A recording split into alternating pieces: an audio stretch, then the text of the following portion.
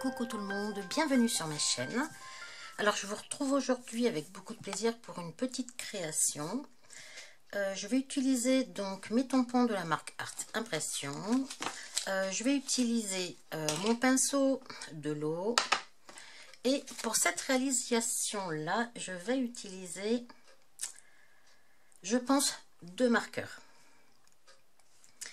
Je ne vais peut-être pas forcément vous montrer ça tout de suite. Les marqueurs je vais utiliser, je vous laisserai un petit peu regarder ce que je vais faire. Je vais d'abord vous dire quels sont les sets de tampons que je vais utiliser. Donc je vais utiliser la porte, celle-ci. Je vais zoomer un tout petit peu.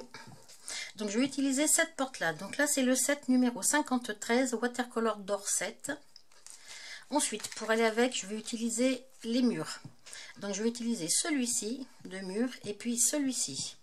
Et celui-ci c'est le numéro 5019 Watercolor Wall Texture Set. Dans celui-ci je vais utiliser le petit pot. Et ça c'est le numéro 4876 Wooden Chair Mini Set.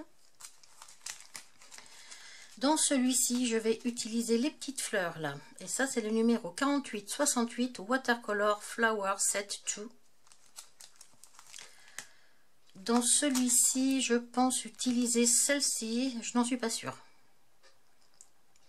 J'en suis pas sûre, peut-être. Donc ça, c'est le numéro 4875 Garden Wagon Mini Set.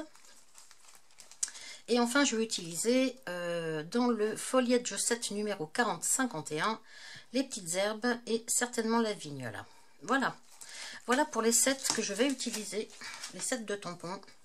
Un papier aquarelle, c'est du papier de chez Canson, 300 grammes. C'est des feuilles A4, il y en a 10 par paquet. Il est dans un ton un petit peu plus crème que blanc, hein, c'est ce que je vous avais expliqué la dernière fois. Donc je vais utiliser celui-ci aujourd'hui. Donc pour la réalisation de ma petite vidéo, ce que je vais faire, je vais mettre la vidéo un petit peu en accéléré, mais pas trop. Je vais vous mettre bien sûr un fond musical et puis je vais tout simplement vous laisser apprécier le procédé. Voilà. Donc je ne suis pas sûre de vous retrouver à la fin. Donc écoutez, je vous dis à très bientôt pour une prochaine vidéo. Bye bye.